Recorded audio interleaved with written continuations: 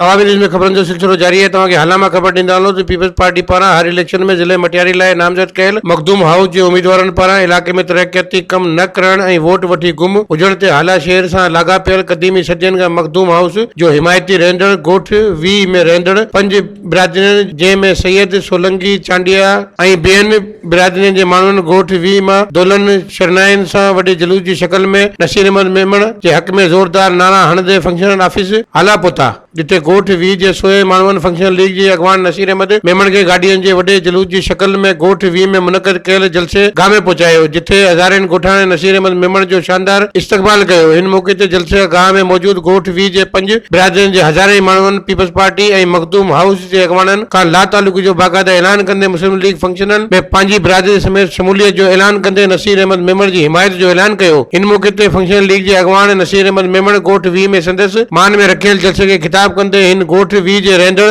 बिरादरी माण्हुनि पारां पीपल्स पार्टी खे अलविदा कंदे फंक्शनल लीग में शमूलियत करण ते केस भलीकार ऐं ॻोठाणनि पारां संदसि हिमायत करण ते संदसि थोरा मंझंदे चयो त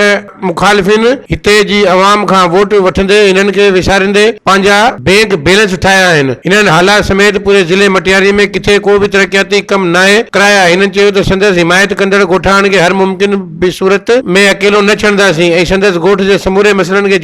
जल्द हल करण लाइ वास्तेदार ऑफिसरनि खे पाबंद कंदे ॻोठ वी जा समूरा मसइला हल कराईंदासीं। हिन मौक़े ते ॻोठाणनि समूरे महिमाननि खे सिंध जी सुखड़ी अजरकूं पारायूं। वधीक ख़बरनि ऐं तफ़सील जे लाइ विज़िट कयो असांजी वेबसाइट awamiNewsHD.com ऐं ॾिसंदा रहो अवामी न्यूज़ HD।